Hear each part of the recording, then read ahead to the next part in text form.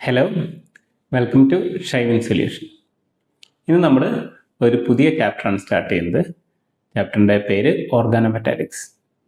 അപ്പോൾ നിങ്ങൾക്കറിയായിരിക്കും നമ്മുടെ competitive exam point of വ്യൂവിൽ നെറ്റ്, ഗേറ്റ്, ജാം അല്ല എങ്കിൽ നമ്മുടെ കേരള PSC എക്സാമുകൾ പോലുള്ള എക്സാമുകൾക്ക് ഏറ്റവും പ്രധാനപ്പെട്ട ചാപ്റ്ററാണ് ഓർഗാനോമെറ്റാലിക്സ്.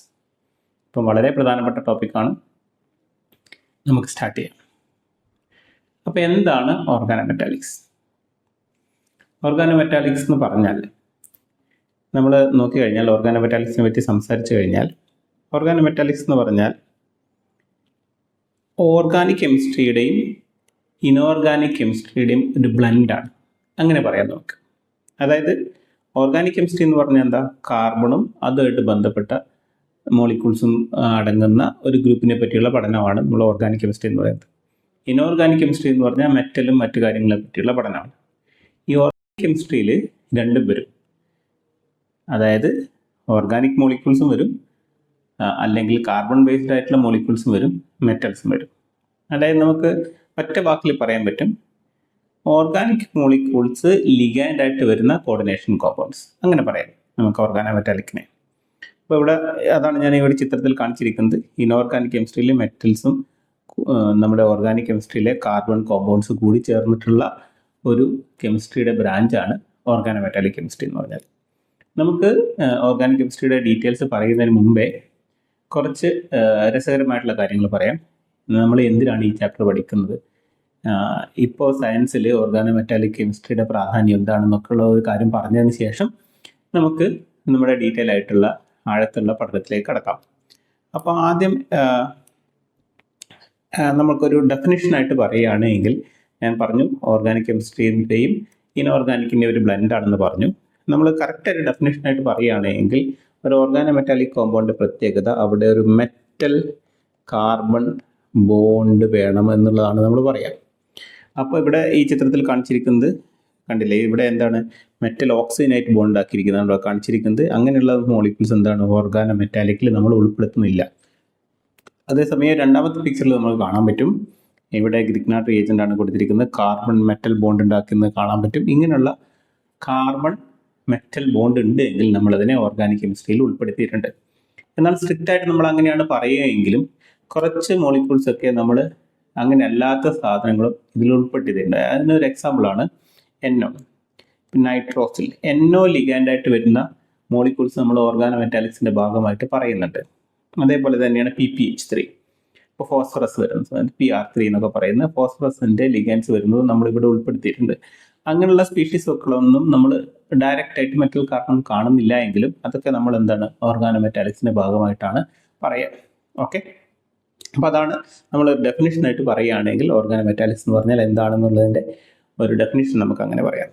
ഇനി നമുക്ക് ഓർഗാനോമെറ്റാലിക് കെമിസ്ട്രി എന്തിനു പഠിക്കുന്നു, അതിൻ്റെ പ്രാധാന്യം എന്താണ്, അതിൻ്റെ ചരിത്രം എന്താണെന്നൊക്കെ ഒന്ന് പറഞ്ഞതിന് ശേഷം നമുക്ക് ആഴത്തിലേക്ക് പഠനത്തിലേക്ക് കടക്കാം. അത് കുറച്ച് ഇമ്പോർട്ടൻ്റ് ആയിട്ടുള്ള ഓർഗാനോമെറ്റാലിക് മോളിക്യൂളാണ് ഫെറസീനാണ്. Ferrocene one of the important organic molecule, organometallic molecule. അതിൻ്റെ അകത്ത് അടങ്ങിയിരിക്കുന്ന മെറ്റൽ എന്ന് പറയുന്നത് അയൺ ആണ്. രണ്ടാമത്തെ ഡൈമീഥൈൽ സിങ്ക് ആണ്. One of the earliest organometallic known for men ആണ് ഡൈമീഥൈൽ സിങ്ക്. പിന്നുള്ളത് അഡ്നോയ്സൽ കൊബാലമീൻ ആണ്. അതായത് നമ്മൾ വൈറ്റമിൻ B12 എന്ന് പറയുന്ന നമ്മുടെ പ്രധാനപ്പെട്ട ഒരു വൈറ്റമിൻ ആണ്. അതൊരു ഓർഗാനോമെറ്റാലിക് മോളിക്യൂളാണ്. അടുത്തത് എന്താണ്? സിസർ സോൾട്ട് ആണ്. സിസർ സോൾട്ട് എന്ന് പറയുന്നത് ഹിസ്റ്റോറിക്കലി ഒരുപാട് മുമ്പേ കണ്ടെത്തിയ ഒരു ഓർഗാനോമെറ്റാലിക് മോളിക്യൂളാണ്. അപ്പോൾ ഇങ്ങനെ ഇതിൻ്റെയൊക്കെ പ്രാധാന്യം ഇവിടെ ഏറ്റവും റൈറ്റ് സൈഡിൽ ഞാൻ കൊടുത്തിട്ടുണ്ട്. അപ്പം ഇത് നമ്മുടെ വൈറ്റമിൻ B12 പോലുള്ള മോളിക്യൂൾസിൻ്റെ പ്രാധാന്യം നിങ്ങൾക്കറിയാം. ഓക്കെ, ഇനി നമുക്ക് പറയാനുള്ളത് ഓർഗാനോമെറ്റാലിക് മോളിക്യൂളിൻ്റെ ആപ്ലിക്കേഷനാണ്. നമ്മൾ എന്തിനു ഇത് പഠിക്കുന്നു എന്നുള്ളതാണ്. അതായത് റീസെൻ്റ് ആയിട്ടുള്ള റിസർച്ചിൽ ഒരുപാട് ഡെവലപ്പ് ചെയ്തുകൊണ്ടിരിക്കുന്ന ഒരു മേഖലയാണ് ഓർഗാനോമെറ്റാലിക് കെമിസ്ട്രി എന്ന് പറയുന്നത്. അതിൽ ഏറ്റവും പ്രധാനപ്പെട്ട ഒരു മേഖലയാണ് കറ്റാലിസിസ്. അതായത് നമ്മൾ ഇന്ന് കാണപ്പെടുന്ന പല ഓർഗാനിക് അല്ലെങ്കിൽ ഇനോർഗാനിക് മോളിക്യൂൾസും സിന്തസിസ് ചെയ്യുന്നതിൽ ഓർഗാനോമെറ്റാലിക്സിന് വളരെ ഇമ്പോർട്ടൻ്റ് ആയിട്ടുള്ള റോളുണ്ട്. ഏറ്റവും പ്രധാനപ്പെട്ടത് പോളിയെത്തിലീൻ, നമ്മൾ പോളിത്തീൻ എന്ന് വിളിക്കുന്ന പോളിയെത്തിലീൻ മോളിക്യൂൾസ് ഉണ്ടാക്കുന്നത് പ്രോസസ്സിൽ ഏറ്റവും കൂടുതൽ ഉപയോഗിക്കുന്നത് സിഗ്ലർ മെറ്റാ കാറ്റലിസ്റ്റ് എന്ന് പറയുന്ന ഒരു ഓർഗാനോമെറ്റാലിക് മോളിക്യൂളാണ്. അതേപോലെ ഒരുപാട് കാറ്റലിസ്റ്റുകൾ, Wacker process, Monsanto acetic acid process, oxo process എന്നൊക്കെ പറഞ്ഞിട്ട് ഒരുപാട് പ്രോസസ്സുകളിൽ പല ഓർഗാനിക് മോളിക്യൂൾസും സിന്തസിസ് ചെയ്യുന്നതിൽ, ഇൻഡസ്ട്രിയൽ സിന്തസിസ് ചെയ്യുന്നതിൽ, ഇതൊക്കെ നമ്മുടെ ബേസിക് ആയിട്ടുള്ള ഓർഗാനിക് മോളിക്യൂളാണ്. ഈ മോളിക്യൂൾസാണ് നമ്മൾ പല സാധനങ്ങളും ഡെവലപ്പ് ചെയ്ത് വരുന്നത്. ഇങ്ങനെ പല മോളിക്യൂൾസും ഉണ്ടാക്കുന്ന പ്രോസസ്സിൽ ഓർഗാനോ മെറ്റാലിക്സിന് വളരെ വലിയ പ്രാധാന്യമുണ്ട്.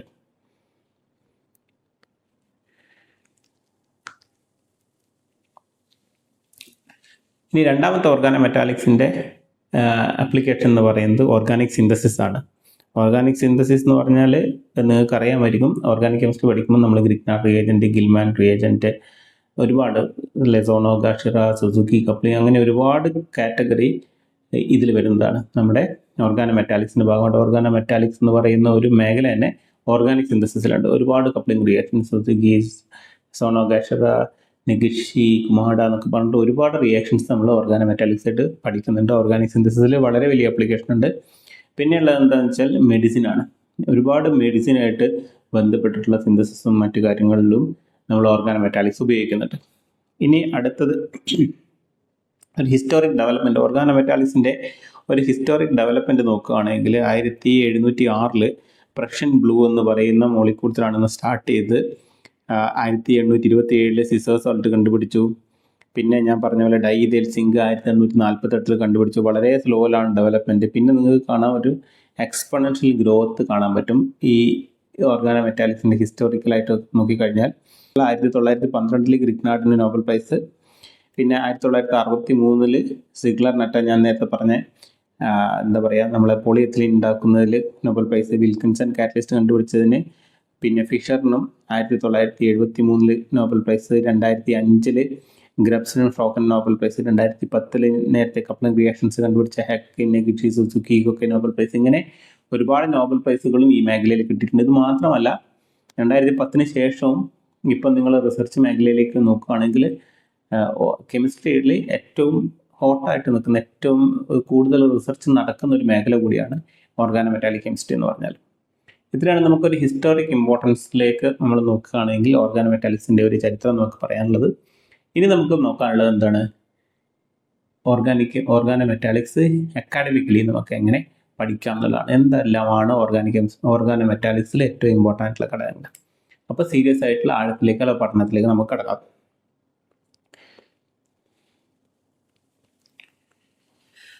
അപ്പോൾ ഓർഗാനോ മെറ്റാലിക് മോളിക്യൂൾസ് എന്ന് പറഞ്ഞാൽ നമ്മൾ പറഞ്ഞു എന്താണ്, മെറ്റൽ കാർബൺ ബോണ്ട് ഉണ്ടാക്കുക എന്നുള്ളതാണ് പറഞ്ഞത്. അപ്പോൾ മെറ്റൽ കാർബൺ ബോണ്ട് എന്ന് പറഞ്ഞാൽ, മെറ്റൽ എന്ന് പറഞ്ഞാൽ നമുക്കറിയാം D block elements, F block elements ഒക്കെയാണ് നമ്മൾ മെറ്റലായിട്ട് പറയാറുള്ളത്. പക്ഷേ പി ബ്ലോക്ക് എലമെൻറ്റ്സും ഓർഗാനോ മെറ്റാലിക്സും നമ്മൾ ഉൾപ്പെടുത്താറുണ്ട്. ഇപ്പം എഫക്റ്റീവായിട്ട് പറയുകയാണെങ്കിൽ ഇപ്പോൾ ഈ പിക്ചറിൽ നോക്കിക്കഴിഞ്ഞാൽ ഇപ്പോൾ സോഡിയം പൊട്ടാസ്യം പോലുള്ള മെറ്റൽസ് വരുന്നതും ഓർഗാനോ മെറ്റാലിക്സിൽ നമ്മൾ ഡിസ്കസ് ചെയ്യാറുണ്ട്. അങ്ങനെ സോഡിയം പൊട്ടാസ്യം പോലുള്ള എസ് ബ്ലോക്ക് എലമെൻറ്റ്സ് വരുന്ന സമയത്ത് എന്താ പ്രശ്നം, പ്രത്യേകത എന്ന് വെച്ചാൽ അവിടെ ഒരു അയണിക് ക്യാരക്ടർ ഉണ്ടാവും. പിന്നെ നമ്മൾ പി ബ്ലോക്ക് എലമെൻറ്റ്സിലേക്ക് വരികയാണെങ്കിൽ ലിഥിയം, ബെർലിയം, അലുമിനിയം ഒക്കെ പോലുള്ള മോളിക്യൂൾസ് വരികയാണെങ്കിൽ ഒരു എന്താ പറയുക, ഒരു അത്രയും പോളാറായിട്ടുള്ള അല്ലാത്ത ബോണ്ടുകളാണ് ഉണ്ടാവുക. പിന്നെ P block, purely P block element ആയിട്ടുള്ള സിലിക്കൺ ടിന്നൊക്കെ വരികയാണെങ്കിൽ നല്ല രീതിയിലുള്ള സിഗ്മ ബോണ്ട് ഉണ്ടാക്കും. പിന്നെ നമുക്ക് നോക്കാനുള്ളത് ട്രാൻസിഷൻ മെറ്റൽസൊക്കെ വരികയാണ്. അതാണ് നമ്മൾ വളരെ ഡീറ്റെയിൽ ആയിട്ട് നമുക്ക് പറയാനുള്ളത്. ഡി ബ്ലോക്ക് എലമെൻറ്റ്സിലേക്ക് പറ്റി വരികയാണെങ്കിൽ അവിടെ ബാക്ക്ഗ്രൗണ്ട് സിഗ്മ ബോണ്ടിൻ്റെ കൂടെ പൈ ബോണ്ടും കൂടി ഉണ്ടാവും. അങ്ങനെയുള്ള ഈ എല്ലാ കാര്യങ്ങളെ പറ്റി നമുക്ക് ഈ ഓർഗാനോ മെറ്റാലിക്സിൽ ഡിസ്കസ് ചെയ്യാനുണ്ട്. ഓക്കെ, അപ്പം ഓർഗാനോ മെറ്റാലിക്സിൽ നമ്മൾ പഠിച്ചു തുടങ്ങുന്നതിന് മുമ്പേ ഒരു ടെക്നിക്കൽ ടേം നമുക്ക് ആദ്യമായിട്ട് പറയാനുള്ളത് ഹാപ്റ്റിസിറ്റിയാണ്. ഇപ്പോൾ ഹാപ്റ്റിസിറ്റി നമ്മൾ റെപ്രസെൻ്റ് ചെയ്യുന്നത് ഈറ്റ എന്ന് പറയുന്ന ഗ്രീക്ക് ലെറ്റർ ഉപയോഗിച്ചിട്ടാണ്. അപ്പോൾ എന്താണ് ഹാപ്റ്റിസിറ്റി എന്ന് പറഞ്ഞാൽ, ഓർഗാനിക് മോളിക്യൂൾസ് ലിഗാൻഡായിട്ട് വരുന്ന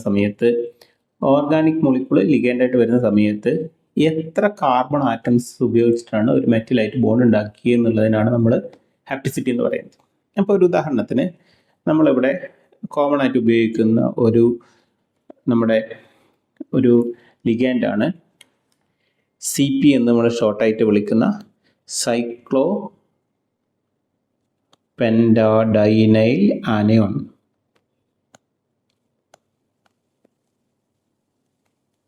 സൈക്ലോപെൻറ്റാഡൈനൈൽ ആനയോൺ, അതായത് സൈക്ലോപെൻറ്റാഡൈനൈൽ ആനയോൺ എന്ന് പറഞ്ഞാൽ ഇതാണ് സൈക്ലോപെൻറ്റെയിൻ. ഈ സൈക്ലോപെൻറ്റെയിനിൽ ഓക്കെ, ഇത് നോക്കിക്കഴിഞ്ഞാൽ ഈ സൈക്ലോപെൻറ്റീനിൽ ഇത് സൈക്ലോപെൻറ്റാഡൈൻ. ഈ സൈക്ലോപെൻറ്റാഡൈനിൽ ഈ ഹൈഡ്രജൻ ഇവിടുന്ന് പോയി കഴിഞ്ഞാൽ -H+, നമുക്ക് എന്താ കിട്ടുക? ഇതൊരു ആരോമാറ്റിക് സിസ്റ്റമായിട്ട് മാറും. ഓക്കെ, അപ്പോൾ ഇതിനെ നമുക്ക് ഇങ്ങനെ റെപ്രസെൻറ്റ് ചെയ്യാം. ഇതാണ് സൈക്ലോപെൻറ്റാഡൈനൈൽ ആനിയോൺ എന്ന് പറയുന്നത്. ഇത് സൈക്ലോപെൻറ്റാഡൈൻ. ഈ രണ്ടാമത് ഞാൻ വരച്ചിരിക്കുന്നത് എന്താണ്? സൈക്ലോപെൻറ്റാഡൈനൈൽ ആനിയോൺ. ഇതിനെയാണ് നമ്മൾ എന്ത് വിളിക്കുന്നത്? CP എന്ന ഷോർട്ട് ഫോമിൽ വിളിക്കുന്നത്. അപ്പം കുട്ടികളൊക്കെ ചെയ്യുന്നൊരു മിസ്റ്റേക്ക് എന്താണെന്ന് വെച്ചാൽ സൈക്ലോപെൻറ്റാഡൈൻ ആണ് നമ്മൾ CP എന്ന് വിളിക്കുന്നത് പറയും. അങ്ങനെയല്ല, സൈക്ലോപെൻറ്റാഡൈനൈൽ ആനിയോണിനാണ് നമ്മൾ CP എന്ന് വിളിക്കുന്നത്. ഇതൊരു ആരോമാറ്റിക് സിസ്റ്റമാണ്. ഇതിപ്പോൾ ഒരു മെറ്റലൈറ്റ് ബോണ്ട് ഉണ്ടാക്കുന്നു വിചാരിക്കാം. ഒരു മെറ്റലൈറ്റ് ബോണ്ട് ഉണ്ടാക്കുന്ന സമയത്ത് ഇതിന് ഇങ്ങനെ ബോണ്ട് ഉണ്ടാക്കാൻ പറ്റും. ഓക്കെ, ഇവിടെ എന്താണ്? ഒരു കാർബണായിട്ടായിട്ട് മെറ്റൽ ബോണ്ട് ഉണ്ടാക്കി. അങ്ങനെയാണെങ്കിൽ നമ്മളിതിനെ ഹാപ്റ്റിസിറ്റി 1 എന്ന് വിളിക്കും, η1 എന്ന് വിളിക്കും. ഇങ്ങനെയാണ് റെപ്രസെൻറ്റ് ചെയ്യുക. ഇനി ഇതേ സൈക്ലോപെൻറ്റാഡൈനൈൽ ആനിയോൺ തന്നെ 3 കാർബൺ ഉപയോഗിച്ചിട്ടും ബോണ്ട് ഉണ്ടാക്കാൻ പറ്റും. ഓക്കെ, മെറ്റലായിട്ട് അറ്റ് എ ടൈം 3 കാർബണായിട്ട് ബോണ്ട് ഉണ്ടാക്കാൻ പറ്റും. ഇങ്ങനെ ബോണ്ട് ഉണ്ടാക്കാൻ പറ്റും.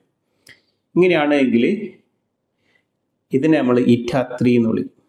അതേ സമയത്ത് ഇതിനെ ഈ സൈക്ലോപെൻറ്റാഡൈനൈൽ ആനിയോണിന് അറ്റ് എ ടൈം 5 കാർബണായിട്ടും ബോണ്ട് ഉണ്ടാക്കാൻ പറ്റും. ഓക്കെ, ഇങ്ങനെ ബോണ്ട് ഉണ്ടാക്കാൻ പറ്റും. ഓക്കെ, ഇങ്ങനെയാണെങ്കിൽ നമ്മൾ എന്ത് വിളിക്കും? η5 എന്ന് വിളിക്കും. ഇത് തന്നെ നമുക്ക് ഒരു രീതിയിലും കൂടി റെപ്രസെൻറ്റ് ചെയ്യാം. ഇങ്ങനെ കൂടി റെപ്രസെൻറ്റ് ചെയ്യാറുണ്ട്. ഇപ്പോൾ ഇവിടെ ഞാൻ ഇട്ടിരിക്കുന്ന ഈ ലൈൻ ഇതിൻ്റെ സെൻറ്ററിലേക്കാണ്. ഇവിടെ നോക്കിക്കഴിഞ്ഞാൽ ഇത് ഒരു കാർബണിലേക്കാണ്. ഇവിടെ എന്താണ്? സെൻറ്ററിലേക്കാണ്. ഇതിൻ്റെ അർത്ഥം എന്താണ്? 5 ആറ്റായിട്ട് 5 കാർബണായിട്ടായിട്ടും ബോണ്ട് ഉണ്ടാക്കിയിരിക്കുന്നത് η5 എന്നാണ്. η5 എന്ന് പറഞ്ഞാൽ അറ്റ് എ ടൈം 5 കാർബണായിട്ടും ബോണ്ട് ഉണ്ടാക്കിയിട്ടുണ്ട് എന്നുള്ളത്. ഇതിനാണ് നമ്മൾ ഹാപ്റ്റിസിറ്റി എന്ന് പറയുന്നത്. അറ്റ് എ ടൈം ഒരു മെറ്റൽ എത്ര കാർബണായിട്ട് ബോണ്ട് ഉണ്ടാക്കിയിട്ടുണ്ട് എന്നുള്ളതിനാണ് നമ്മൾ ഹാപ്റ്റിസിറ്റി എന്ന് പറയുന്നത്. ഓക്കെ, ഇനി അടുത്ത ഓർഗാനോമെറ്റാലിക്സിലെ ഏറ്റവും പ്രധാനപ്പെട്ട കാര്യമാണ് 18 ഇലക്ട്രോൺ റൂൾ. ഓർഗാനോമെറ്റാലിക്സ് 18 റൂൾ ഇല്ലാതെ ഓർഗാനോമെറ്റാലിക്സ് ഇല്ല. അപ്പം 18 ഇലക്ട്രോൺ റൂൾ. എന്താണ് 18 ഇലക്ട്രോൺ റൂൾ? അപ്പം 18 ഇലക്ട്രോൺ റൂള് വളരെ സിമ്പിൾ ആയിട്ടുള്ള ഒരു കൺസെപ്റ്റാണ്. അപ്പം 18 ഇലക്ട്രോൺ റൂള് പറയുന്നത്, നമുക്ക് ഞാനൊരു എക്സാമ്പിൾ എടുത്ത് പറഞ്ഞുതരാം. ഇപ്പോൾ ഒരു ഉദാഹരണത്തിന് FeCO5 ടൈംസ് ഇങ്ങനൊരു മോളിക്കൂൾ ഉണ്ട് എന്ന് വിചാരിക്കാം. അപ്പം ഇതിൽ മെറ്റലിൻ്റെ കയ്യിൽ എത്ര ഇലക്ട്രോൺസ് ഉണ്ട്? മെറ്റലിൻ്റെ കയ്യിൽ നിങ്ങൾ 18 ഇലക്ട്രോൺ റൂൾ കൗണ്ട് ചെയ്യാൻ വേണ്ടിയിട്ട് 2 മെത്തേഡ്സ് ഉണ്ട്. അതിലേക്ക് ഞാൻ വരാം. മെറ്റലിൻ്റെ കയ്യിൽ എത്ര ഇലക്ട്രോൺസ് ഉണ്ട്? മെറ്റലിൻ്റെ ഇലക്ട്രോണിക് കോൺഫിഗറേഷൻ എന്ന് പറഞ്ഞാൽ S2 അയൺ ആണെങ്കിൽ S2d6 ആണ്. അതായത് S3 ഇലക്ട്രോൺ കൂടി കൗണ്ട് ചെയ്യണം കേട്ടോ. അപ്പം 8 ഇലക്ട്രോൺ. ഓക്കെ, പ്ലസ് ഒരു CO എന്ന് പറഞ്ഞാൽ കാർബൺ മോണോക്സൈഡ് ആണ്. എത്ര ഇലക്ട്രോൺ ഡോണറാണ്? 2 ഇലക്ട്രോൺ ഡോണറാണ്. അപ്പോൾ 5 CO എന്ന് പറയുമ്പോൾ 2 × 5 ദാറ്റ്സ് ഈക്വൽ ടു 10. അപ്പം 10 + 8 എന്ന് പറഞ്ഞാൽ എത്ര വരിക? 18. അപ്പം ഇവിടെ മെറ്റലിൻ്റെ കയ്യിലുള്ള ഇലക്ട്രോൺ 8ഉം ലിഗാൻഡ് കൊടുക്കുന്ന ഇലക്ട്രോൺ 10ഉം ഇത് രണ്ടും കൂടി കൂടിയിട്ട് 18 ഇലക്ട്രോൺ. ഇങ്ങനെ ഒരു മെറ്റലിൻ്റെ ചുറ്റിലും മെറ്റലിൻ്റെ ഇലക്ട്രോണും ലിഗാൻഡിൻ്റെ ഇലക്ട്രോണും കൂടി ഇട്ടുകഴിഞ്ഞാൽ 18 ഇലക്ട്രോൺ കിട്ടുകയാണെങ്കിൽ അങ്ങനെയുള്ള organometallic molecule are highly stable. ഈ തിയറിക്കാണ് നമ്മൾ 18 ഇലക്ട്രോൺ റൂൾ എന്ന് പറയുന്നത്. ഇത്രയേ ഉള്ളൂ. മെറ്റലിൻ്റെ കയ്യിലുള്ള ഇലക്ട്രോണും ലിഗാൻഡ് കൊടുക്കുന്ന ഇലക്ട്രോണും കൂടി ചേർന്നിട്ട് 18 ഇലക്ട്രോൺ വരികയാണെങ്കിൽ അങ്ങനെയുള്ള ഓർഗാനോമെറ്റാലിക് മോളിക്യൂൾസ് ഹൈലി സ്റ്റേബിൾ ആണ് എന്നുള്ള തിയറിക്കാണ് നമ്മൾ 18 ഇലക്ട്രോൺ റൂൾ എന്ന് പറയുന്നത്. ഓക്കെ ആണല്ലോ. ആ 18 ഇലക്ട്രോൺ റൂൾ കൗണ്ട് ചെയ്യാൻ വേണ്ടിയിട്ട് നമുക്ക് 2 മെത്തേഡ്സ് ഉണ്ട്. ഒന്നെന്താണെന്ന് പറഞ്ഞാൽ ആനിക് മെത്തേഡും രണ്ടാമത്തെ ന്യൂട്രൽ ആറ്റം മെത്തേഡ് എന്ന് പറയുന്ന 2 മെത്തേഡ്സ് ആണ് നമ്മൾ 18 ഇലക്ട്രോൺ റൂൾ ഫോളോ ചെയ്യാൻ വേണ്ടിയിട്ടുള്ളത്. അപ്പോൾ ഇതിൽ ന്യൂട്രൽ മെത്തേഡിൽ മെറ്റലിൻ്റെ ഓക്സിഡേഷൻ സ്റ്റേറ്റ് കൗണ്ട് ചെയ്യുന്നില്ല. അപ്പം ന്യൂട്രൽ മെത്തേഡിൽ ഓക്സിഡേഷൻ സ്റ്റേറ്റ് എപ്പോഴും നമ്മൾ എന്ത് ചെയ്യുന്നു? ഓക്സിഡേഷൻ സ്റ്റേറ്റ് 0 ആണ് എന്നുള്ള കൺസെപ്റ്റിലാണ് നമ്മൾ ഇലക്ട്രോൺ കൗണ്ട് ചെയ്യേണ്ടത്. ആനിക് മെത്തേഡിൽ ഓക്സിഡേഷൻ സ്റ്റേറ്റ് കൗണ്ട് ചെയ്തിട്ടാണ് ചെയ്യേണ്ടത്. അപ്പോൾ ഇതിൽ നമ്മൾ സാധാരണ ഓർഗാനോമെറ്റാലിക്സ് പഠിക്കുമ്പോൾ നമ്മൾ ന്യൂട്രൽ ആറ്റം മെത്തേഡ് ഫോളോ ചെയ്യുന്നത്. എല്ലാവരും അങ്ങനെയാണ് ഫോളോ ചെയ്യുന്നത്. അപ്പോൾ ന്യൂട്രൽ ആറ്റം മെത്തേഡാണ് ഞാനും ഫോളോ ചെയ്യുന്നത്. അപ്പോൾ നമ്മൾ ന്യൂട്രൽ ആറ്റം മെത്തേഡ് വെച്ചിട്ടാണ് ഇനിയുള്ള 18 ഇലക്ട്രോൺ റൂളിനെ പറ്റി പഠിക്കാൻ പോകുന്നത്. ഓക്കെ, അപ്പോൾ ന്യൂട്രൽ ആറ്റം മെത്തേഡിൽ നമ്മൾ ആദ്യം ചെയ്യേണ്ടത് എന്താണ്? Number of electrons in metal പഠിക്കുക എന്നുള്ളതാണ്. അപ്പോൾ അതിൽ ഏറ്റവും പ്രധാനപ്പെട്ടത് മെറ്റലിൻ്റെ ഇലക്ട്രോണിക് കോൺഫിഗറേഷൻ അറിഞ്ഞിരിക്കുക എന്നുള്ളതാണ്. ഇപ്പം നിങ്ങൾ ഡി ബ്ലോക്ക് എലമെൻസിൽ ഇതിൽ കണ്ടില്ലേ, ഇപ്പം നിങ്ങൾ ഇത്രയും അറ്റ്ലീസ്റ്റ് ഇത്രയും എലമെൻസിൻ്റെ എന്ത് ചെയ്യണം? ഇലക്ട്രോണിക് കോൺഫിഗറേഷൻ പഠിക്കണം. 30 എലമെൻറ്റ്സ് നിങ്ങൾ പഠിക്കണം. സ്കാൻഡിയം, ടൈറ്റാനിയം, വനേഡിയം എന്ന് പറഞ്ഞാൽ ഇത് D1, D2, D3, D4, D5, D6, D7, D8, D9, D10 ഇങ്ങനെയാണ് വരിക. ഇതിൻ്റെ മുമ്പേ S2 കൂടി വരും. എല്ലാത്തിലും മുമ്പേ S2 വരും. അപ്പോൾ ഇങ്ങനെയാണ് ഇലക്ട്രോണിക് കോൺഫിഗറേഷൻ വരിക. ഇത് കൃത്യമായിട്ട് പഠിച്ചിരിക്കണം. ഓക്കെ. അപ്പോൾ അയൺ വരികയാണെങ്കിൽ അയൺ, റുഥേനിയം, ഓസ്മിയം എന്നുള്ള രീതിയിൽ ഇത് പഠിക്കുക. ഫിറോസ് ഓർത്തിരുന്നാൽ മതി. ഓക്കെ. അയൺ D6 ആണ്. D6 എന്ന് പറയുമ്പോൾ iron, ruthenium, cobalt, rhodium, iridium. Okay. Nickel, palladium, platinum ഇങ്ങനെ ഒന്ന് കഴിഞ്ഞാൽ താഴെയുള്ളത് ഓക്കെ മാംഗനീസ്, ടെക്നീഷ്യം, റീനിയം എന്നൊക്കെയുള്ള, ക്രോമിയം, മോളിബ്ഡിനം, ടങ്സ്റ്റൺ എന്നൊക്കെയുള്ളത് ഓട്ടോമാറ്റിക്കലി നമ്മുടെ മനസ്സിൽ വരണം. ഓക്കെ. അപ്പോൾ ആ രീതിയിൽ ഒരു എലമെൻറ്റ് കണ്ടു കഴിഞ്ഞാൽ ഇലക്ട്രോണിക് കോൺഫിഗറേഷൻ വരുന്ന രീതിയിൽ 30 എലമെൻറ്റ്സിന് പേര് പഠിക്കുക എന്നുള്ളതാണ് ആദ്യത്തെ കാര്യം ചെയ്യേണ്ടത്. ഇനി രണ്ടാമത്തെ കാര്യം എന്താ ചെയ്യേണ്ടത്? രണ്ടാമത്തെ കാര്യം ഇപ്പം ഞാൻ നേരത്തെ ഒരു എക്സാമ്പിൾ എടുത്ത് കാണിച്ചു തന്നു. FeCO6 ടൈംസ് എന്ന് പറയുന്ന മോളിക്യൂളിലെ എക്സാമ്പിൾ എടുത്ത് കാണിച്ചു തന്നു. അതിൽ CO എന്ന് പറയുന്ന ലിഗാൻഡ് 2 ഇലക്ട്രോൺസ് ആണ് കോൺട്രിബ്യൂട്ട് ചെയ്യുന്നതെന്ന് ഞാൻ പറഞ്ഞു. പക്ഷേ എല്ലാ ലിഗാൻഡ്സും അങ്ങനെയല്ല. അപ്പോൾ ഒരു ന്യൂട്രൽ ആറ്റം മെത്തേഡ് വെച്ചിട്ട് നമ്മൾ കൗണ്ട് ചെയ്യുന്ന സമയത്ത് ഓരോ ലിഗാൻഡ്സും എത്ര ഇലക്ട്രോൺസ് ആണ് കോൺട്രിബ്യൂട്ട് ചെയ്യുന്നത് എന്നുള്ളത് നമ്മൾ പഠിക്കണം. അപ്പോൾ അതിന് ഞാനിവിടെ ടേബിൾ കൊടുത്തിട്ടുണ്ട്. അപ്പോൾ ഇത് ഞാൻ നേരത്തെ കാണിച്ചിരിക്കുന്ന പോലെ ഫെറസീനിൽ ന്യൂട്രൽ ആറ്റം മെത്തേഡും ഓക്സിഡേഷൻ മെത്തേഡും വെച്ചിട്ടാണ്. അപ്പോൾ നിങ്ങൾ ഓക്സിഡേഷൻ സ്റ്റേറ്റ് മെത്തേഡ് എന്ന് പറയുന്നത് ഫോളോ ചെയ്യേണ്ട, ന്യൂട്രൽ ആറ്റം മെത്തേഡ് ഫോളോ ചെയ്താൽ മതി. ഓക്കെ. അപ്പം ഇവിടെ ഇപ്പോൾ ഫെറസീൻ ആണ് തന്നിരിക്കുന്നത്. ഫെറസീൻ എന്ന് പറയുന്ന മോളിക്യൂൾ എന്താണ്? η5Cp2Fe ഇതാണ് മോളിക്യൂൾ. അപ്പം നമ്മൾ എങ്ങനെയാണ് ചെയ്യേണ്ടത്? η5 എന്ന് പറഞ്ഞു കഴിഞ്ഞാൽ ഒരു ഈ നമ്പർ കിട്ടിക്കഴിഞ്ഞാൽ ഇപ്പം നമുക്ക് ഇവിടെ എന്ന് പറയുന്ന നമ്പർ കിട്ടിയില്ല. ഈറ്റയുടെ മുകളിൽ 5 ഉണ്ട്. അപ്പോൾ ഈറ്റയുടെ മുകളിലുള്ള നമ്പർ എത്രയാണോ അത്രയും തന്നെയായിരിക്കും ഇലക്ട്രോൺ ഡോണർ. അപ്പോൾ ഇവിടെ ഫെറസീൻ എന്ന് പറഞ്ഞാൽ എന്താണ്? 5 ഇലക്ട്രോൺ ഡോണറാണ്. 5 × 2. അപ്പോൾ 5 × 2 പ്ലസ് അയണിൻ്റെ മുകളിൽ നമ്മൾ നേരത്തെ കണ്ടു S2D6 ആണ്. അപ്പോൾ 8. അപ്പം 10 + 8 18 ആണ്. അപ്പോൾ 18 ഇലക്ട്രോൺ റൂൾ ഇവിടെ ഫോളോ ചെയ്യപ്പെടുന്നുണ്ട്. അപ്പോൾ ഫെറസീൻ എന്ന് പറഞ്ഞാൽ എന്താണ്? 18 ഇലക്ട്രോൺ റൂൾ ഫോളോ ചെയ്യുന്ന ഒരു കോംപ്ലക്സ് ആണ്. ഓക്കെ. അപ്പോൾ ഇനി ഞാനിവിടെ കാണിച്ചിരിക്കുന്നത് നിങ്ങൾക്ക് കാണാൻ പറ്റും. ഇവിടെ ഓരോ ലിഗാൻഡിൻ്റെയും ന്യൂട്രൽ ആറ്റം മെത്തേഡ് ഉപയോഗിച്ച് ഓരോ ലിഗാൻഡ് എത്ര ഇലക്ട്രോൺസ് കോൺട്രിബ്യൂട്ട് ചെയ്യുന്നതെന്നുള്ള എണ്ണമുണ്ട്. ഇത് പഠിച്ചാലേ നമുക്ക് മുന്നോട്ട് പോകാൻ പറ്റും. അപ്പോൾ നിങ്ങൾ ഈ കോളം നോക്കണ്ട, ഓക്സിഡേഷൻ സ്റ്റേറ്റിൻ്റെ കോളം നോക്കണ്ട. ഇവിടെ എന്ത് ചെയ്യുക?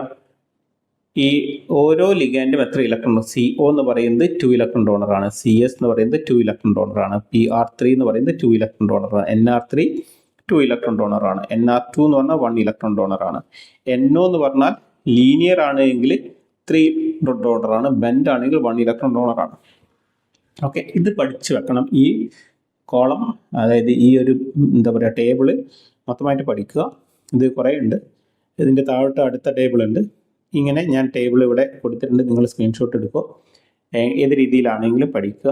എന്നെ കോൺടാക്ട് ചെയ്താൽ ഞാൻ ഇതിൻ്റെ ലിസ്റ്റ് അയച്ചു തരാം. ഓക്കെ. അപ്പോൾ ഇതാണ് number of electrons contributed by each ligand. Oxidation state method വേണ്ട. പിന്നെ ഇതിൻ്റെ ലാസ്റ്റിലായിട്ട് നമുക്ക് ബ്രിഡ്ജിങ് ലിഗാൻഡ് ഉണ്ട്. അതായത് ബ്രിഡ്ജിങ് ലിഗാൻഡ് എന്ന് പറഞ്ഞാൽ നമുക്ക് ചില ലിഗാൻഡ്സിന് എന്ത്, ഇപ്പോൾ CO ആണെങ്കിൽ COക്ക് ഇങ്ങനെ നിൽക്കാൻ പറ്റും. ഓക്കെ. 2 മെറ്റലായിട്ട് ബ്രിഡ്ജ് ചെയ്ത് നിൽക്കാൻ പറ്റും. 3 മെറ്റലായിട്ടും ബ്രിഡ്ജ് ചെയ്ത് നിൽക്കാൻ പറ്റും. ഓക്കെ. അപ്പം ഇങ്ങനെയും നിൽക്കാം, ടെർമിനലായിട്ട് നിൽക്കാം. COക്ക് ഡബിളി ബ്രിഡ്ജഡായിട്ട് നിൽക്കാം, ട്രിപ്പിളി ബ്രിഡ്ജഡായിട്ട് നിൽക്കാൻ പറ്റും. ഓക്കെ. ഇങ്ങനെയും CO നിൽക്കുന്നുണ്ട്. അപ്പം എങ്ങനെയാണ് CO നിന്നാലും CO എപ്പോഴും 2 ഇലക്ട്രോൺ ഡോണറാണ്. ടെർമിനൽ ആണെങ്കിലും ഡബിളി ബ്രിഡ്ജഡ് ആണെങ്കിലും ട്രിപ്പിളി ബ്രിഡ്ജഡ് ആണെങ്കിലും ഒക്കെ CO എന്താണ്? 2 ഇലക്ട്രോൺ ഡോണറാണ്. ഓക്കെ. ഇനി അടുത്തത് നമുക്ക് ഈ ഒരു മോളിക്യൂൾ 18 ഇലക്ട്രോൺ റൂൾ ഫോളോ ചെയ്യുന്നുണ്ടോ എന്ന് നോക്കാം. ഇത് ഞാൻ ഓൾറെഡി ചെയ്തു. η5C5H5 എന്ന് പറഞ്ഞാൽ CP ആണ്. അപ്പോൾ 5 × 2 പ്ലസ് അയണിൻ്റെ എത്രയാണ് വരിക? 8. അപ്പം 18 ഇലക്ട്രോൺ റൂൾ ഫോളോ ചെയ്യുന്നുണ്ട്. ഓക്കെ. ഇനി അടുത്തൊരു മോളിക്യൂൾ, ഈ മോളിക്യൂൾ എടുത്ത് നോക്കാം. അപ്പോൾ ഇവിടെ നിങ്ങൾ നോക്കിക്കഴിഞ്ഞാൽ നമുക്ക് ഇതെത്രയാണ്? ഇത് 3 ഇല്ലേ, 3 ആറ്റംസ് ഉണ്ട്, 3 കാർബൺ ആറ്റത്തിലാണ് അറ്റാച്ച് ചെയ്തിരിക്കുന്നത്. അപ്പോൾ എന്താണ്, ഈറ്റ 3 ആണ്. ഇതെന്താണ് നമുക്ക് നോക്കാം. ഇത് 18 ഇലക്ട്രോൺ റൂൾ ഫോളോ ചെയ്യുന്നുണ്ടോ എന്നാണ് നോക്കേണ്ടത്. അപ്പം നമ്മൾ നോക്കേണ്ടത് ഈറ്റ 3 ഇൻറ്റു 2 അല്ലേ, പ്ലസ് NO. NO എന്താണ്, ബെൻഡാണ് അല്ലേ, ബെൻഡ് ലീനിയർ അല്ലല്ലോ, ബെൻഡാണ്, പ്ലസ് ഈറ്റ 1 CP. ഇങ്ങനെയാണ് വന്നിരിക്കുന്നത്, MO. ഇതാണ് നമ്മുടെ മോളിക്കൂൾ. അപ്പോൾ നമുക്ക് ഈറ്റ 3 ഇൻറ്റു 2 എന്ന് പറയുമ്പോൾ 6, 3 ഇൻറ്റു 2. NO ബെൻഡ് നൈട്രോസിലാണെങ്കിൽ 1 ഇലക്ട്രോൺ ഡോണറാണ്, പ്ലസ് ഈറ്റ 1 ഇലക്ട്രോൺ ഡോണറാണ്. നമുക്ക് അപ്പോൾ എത്ര വരിക, 6 പ്ലസ് 1 പ്ലസ് എത്ര ഇടും, ദാറ്റ്സ് ഈക്വൽ ടു 8. ഇനി മോളിബ്ഡിനം എന്ന് പറയുന്നത് എന്താണ്, ക്രോമിയത്തിൻ്റെ ഗ്രൂപ്പാണ്. ക്രോമിയം, മോളിബ്ഡിനം, ടങ്സ്റ്റൺ ആണ്. അപ്പോൾ എത്ര വരിക, S2D4. അപ്പോൾ എത്ര വരിക, 6 ഇലക്ട്രോൺ വരും അല്ലേ, 6 ഇലക്ട്രോൺ വരും. അപ്പം ഇത് എത്ര വരുന്നത്, 8 പ്ലസ് 6 എന്ന് പറയുമ്പോൾ 14 വരുന്നുള്ളൂ. ഓക്കെ, ഇതെന്താണ്, 18 ഇലക്ട്രോൺ റൂൾ ഫോളോ ചെയ്യുന്നില്ല.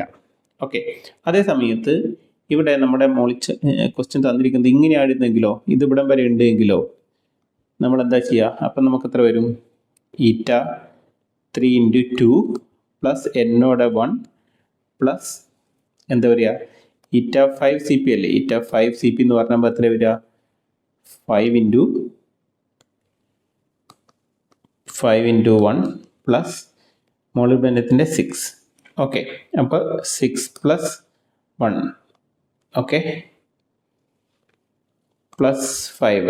എത്ര, 6 പ്ലസ് 1 7 പ്ലസ് 5 എന്ന് പറയുമ്പോൾ 12 പ്ലസ് 6 എന്ന് പറയുമ്പോൾ 18 വരും അല്ലേ. അങ്ങനെയാണെങ്കിൽ ഇത് ഈറ്റ 5 ആണ് എങ്കിൽ 18 ഇലക്ട്രോൺ റൂൾ ഫോളോ ചെയ്യുന്നുണ്ട്. അപ്പോൾ ഈറ്റ 5 ഉള്ളത് ഹൈലി സ്റ്റേബിൾ ആയിരിക്കും. അപ്പോൾ ഈറ്റ 5 ആണ് CP തന്നിരുന്നെങ്കിൽ ഹൈലി സ്റ്റേബിൾ ആയിരിക്കും. ഈറ്റ 1 ആണെങ്കിൽ അൺസ്റ്റേബിൾ ആയിരിക്കും. ഓക്കെ, ഇപ്പോൾ ഈറ്റ 5 ആണെങ്കിൽ അത് 18 ഇലക്ട്രോൺ റൂൾ ഫോളോ ചെയ്യുന്നതാണ്. ഇപ്പോൾ ഈറ്റ 1 ആണെങ്കിൽ ഫോളോ ചെയ്യുന്നില്ല. അപ്പോൾ അങ്ങനെയാണ് നമ്മളിത് കാൽക്കുലേറ്റ് ചെയ്യേണ്ടത്. അപ്പോൾ ഇത് പ്രീവിയസ് ഇയർ ക്വസ്റ്റ്യൻ പേപ്പറിൽ വന്നൊരു ക്വസ്റ്റ്യൻ ആണ്. Organometallic compound WC5H5 twice CO twice follows 18 electron rule. Hapticity of the two cyclopentadienyl groups are known. ഇതെങ്ങനെയാണ് ചെയ്യാം, ഇപ്പോൾ ടങ്സ്റ്റൺ ആണ് തന്നിരിക്കുന്നത്. അപ്പോൾ ആദ്യം നമ്മൾ എന്ത് ചെയ്യുക, ഈറ്റ 5 C5 ആണ് നിൽക്കട്ടെ, ബാക്കി നമുക്ക് നോക്കാം. ഇപ്പോൾ ടങ്സ്റ്റൺ ആണ്, ഞാൻ നേരത്തെ പറഞ്ഞു ക്രോമിയം, മോളിബ്ഡിനം, ടങ്സ്റ്റൺ ആണ്, S2D4 ആണ് ഇലക്ട്രോണിക് കോൺഫിഗറേഷൻ, 6 ഇലക്ട്രോൺ. ഇപ്പോൾ ടങ്സ്റ്റണ് 6 വരും. CO എത്രയാണ് വരുന്നത്, CO 2 ഇലക്ട്രോൺ ആണ്, 2 ഇൻറ്റു 2 എന്ന് പറയുമ്പോൾ പ്ലസ് 4. അപ്പം നമുക്ക് എന്ത് കിട്ടി, 10 ഇലക്ട്രോൺസ് കിട്ടി, ഇതിൽ ടങ്സ്റ്റണും COയും കൂട്ടിയിട്ട്. ഇനി ഈറ്റ 5 C5 അല്ലേ, C5H5 ട്വൈസ് എത്ര ഇലക്ട്രോൺ തരണം, 8 ഇലക്ട്രോൺ തന്നാലേ നമുക്ക് എന്ത് ചെയ്യാൻ പറ്റുള്ളൂ, നമുക്ക് 18 ഇലക്ട്രോൺ റൂൾ ഫോളോ ചെയ്യുന്നുണ്ട് എന്ന് പറയാൻ പറ്റുള്ളൂ. ഇത് രണ്ടും കൂടെ 8 ഇലക്ട്രോൺ തരണം. അപ്പം ഇവിടെ 5 പ്ലസ് 5 എന്ന് പറയുമ്പോൾ 10 വരും, ഇത് വരില്ല. 3 പ്ലസ് 5 എന്ന് പറയുമ്പോൾ 8 വരും, ഇത് വരും, ഇത് വരില്ല, ഇത് വരില്ല. അപ്പോൾ ഓപ്ഷൻ ഏതാ വരിക, ഓപ്ഷൻ ബി വരും. മനസ്സിലായല്ലോ. അപ്പോൾ അടുത്ത ചോദ്യം, which one of the following molecule does not obey 18 electron rule എന്നാണ്. നമുക്ക് ഓരോന്ന് ചെയ്തു നോക്കാം. അപ്പോൾ 18 ഇലക്ട്രോൺ റൂൾ ചെയ്യുമ്പോൾ ഒരു പ്രധാനപ്പെട്ട കാര്യം എന്താണെന്ന് വെച്ചാൽ, ഞാൻ പറഞ്ഞു മെറ്റലിൻ്റെ ഓക്സിഡേഷൻ സ്റ്റേറ്റ് നമ്മൾ കൗണ്ട് ചെയ്യുന്നില്ല, പക്ഷേ കോംപ്ലക്സിന് ചാർജ് ഉണ്ടെങ്കിൽ അത് എടുക്കണം. ഓക്കെ, അപ്പം മാംഗനീസ് എന്ന് പറയുമ്പോൾ S2D5 വരും. അപ്പോൾ എത്ര, 7 ഇലക്ട്രോൺ. പ്ലസ് CO എന്ന് പറയുമ്പോൾ ഒരു CO 2 ആണ്, 6 CO എന്ന് പറയുമ്പോൾ 6 × 2 12 വരും. അപ്പം പിന്നെന്താണ്, ഒരു പ്ലസ് ചാർജ് ഉണ്ടെങ്കിൽ എന്ത് ചെയ്യും, -1 വരും. അപ്പം ഇതെന്താണ്, 19 - 1 എന്ന് പറയുമ്പോൾ 18. ഇത് ഫോളോ ചെയ്യുന്നുണ്ട്. അടുത്ത് FeCO5 ടൈംസ്, നമ്മൾ നേരത്തെ ഞാൻ ചെയ്തതാണ്. എത്രയാണ് വരിക, 8 + 10 വരും, 18 വരും. ഇത് ഫോളോ ചെയ്യുന്നതാണ്. Cr2-, ഇത് 2- ആണ്. അപ്പോൾ CrCO5 ടൈംസ് 2-. Cr എന്ന് പറയുമ്പോൾ S2D4 ആണ്, 6 ഇലക്ട്രോൺ പ്ലസ് 10 + 2. ഇപ്പോൾ മൈനസ് ചാർജ് ഉണ്ടെങ്കിൽ 2 ആഡ് ചെയ്യണം. അപ്പോൾ നമുക്കിത് 18 ആണ്. 18 ഫോളോ ചെയ്യുന്നുണ്ട്. MnCO4 ടൈംസ് മാംഗനീസ് എന്ന് പറയുമ്പോൾ D5 ആണ്, S2D5 7 ഇലക്ട്രോൺ ആണ്. ഇത് ഫോളോ ചെയ്യുന്നുണ്ട്, 7 ഇലക്ട്രോൺ ആണ്. CO എന്ന് പറയുമ്പോൾ എത്ര വരിക, 4 × 2 8. Cl എന്ന് പറയുമ്പോൾ ഒരു Cl 1 ഇലക്ട്രോൺ ആണ്, 2 Cl എന്ന് പറയുമ്പോൾ 2 വരും. പ്ലസ് 2 മൈനസ് 2 വരും. അപ്പം 15 പ്ലസ് 2 17 പ്ലസ് 2 19 വരും. അപ്പോൾ ഇത് ഫോളോ ചെയ്യുന്നില്ല. അപ്പം ഓപ്ഷൻ ഡി ആണ് ആൻസർ വരിക. ഓക്കെ ആണല്ലോ. ഹാപ്റ്റിസിറ്റി, അടുത്ത ചോദ്യം ഇതാണ്. Hapticity of cyclohepta 135 triene in C7H8 FeCO thrice. അപ്പം FeCO ത്രൈസ് എടുക്കുക. FeCO ത്രൈസ് എത്ര വരും? Fe എന്ന് പറയുമ്പോൾ 6 + 2 8 ഇലക്ട്രോൺ. CO എന്ന് പറയുമ്പോൾ ഒരു CO2 ആണ്. 2 × 3 എന്ന് പറയുമ്പോൾ 6. അപ്പോൾ നമുക്ക് എത്ര കിട്ടി? 14 കിട്ടി. അപ്പോൾ ഇനി ബാക്കി എത്ര വേണം? 18 ഇലക്ട്രോൺ ആവണമെങ്കിൽ 4 വേണം. അപ്പോൾ 4 ഇലക്ട്രോൺസ് ആയിരിക്കും കോൺട്രിബ്യൂട്ട് ചെയ്യുന്നുണ്ടാവുക. ഓക്കെ,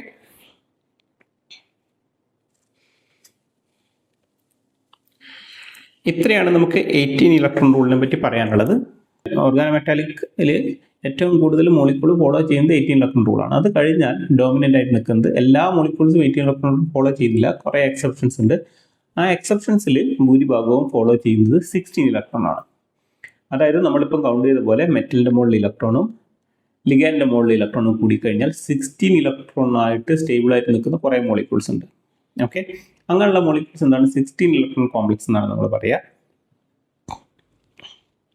അങ്ങനെ വരുന്ന കോംപ്ലക്സുകൾ പ്രധാനമായിട്ടും D7 D8 സിസ്റ്റംസിലെ 4 കോർഡിനേറ്റഡ് ആയിട്ട് സ്ക്വയർ പ്ലാനർ ആയിട്ട് വരുന്ന മോളിക്യൂൾസ് ആണ്. മിക്കവാറും 16 ഇലക്ട്രോൺ. അങ്ങനെ അതിന് നിർബന്ധമില്ല, എന്നാലും ഭൂരിഭാഗം അങ്ങനെയാണ് കാണപ്പെടുന്നത്.